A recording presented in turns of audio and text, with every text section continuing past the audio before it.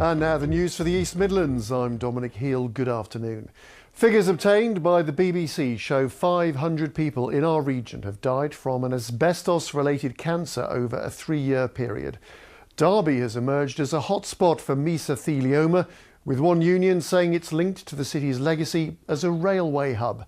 Meanwhile, a specialist centre in Leicester says it's offering new treatments. Mike O'Sullivan has this report.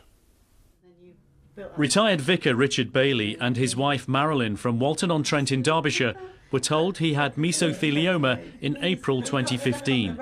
It's an incurable cancer caused by breathing in asbestos dust. He started his working life as a 14-year-old apprentice joiner. Cutting up all the asbestos on the circular saws and then filing, cutting, screwing, drilling, everything that goes with applying the asbestos sheets to the wood frames. Asbestos was banned in 1999 after being widely used in industry and construction for decades. It's claimed many lives, but figures obtained by the BBC show more than 500 people in our region have died from mesothelioma in the 3 years to 2015.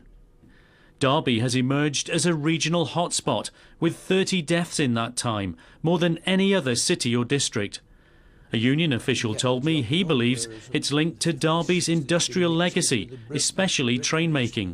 Where people worked when there were thousands working in the railway works over a long period of time, many of them were using asbestos when the employer didn't advise them of the risks.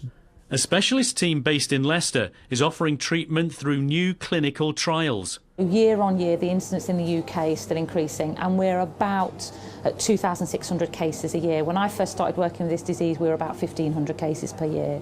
So you can see that it is still increasing. Richard Bailey is now claiming compensation from his former employer's insurance. I have no fear about cancer.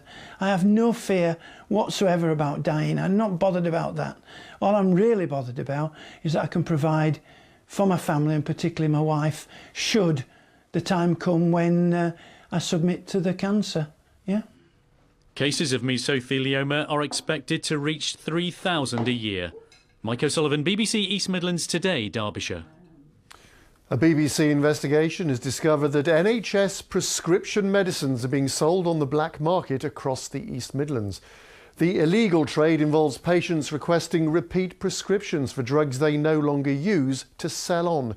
An undercover reporter was offered a range of products, including impotence drugs, from one man in Nottinghamshire. This Nottinghamshire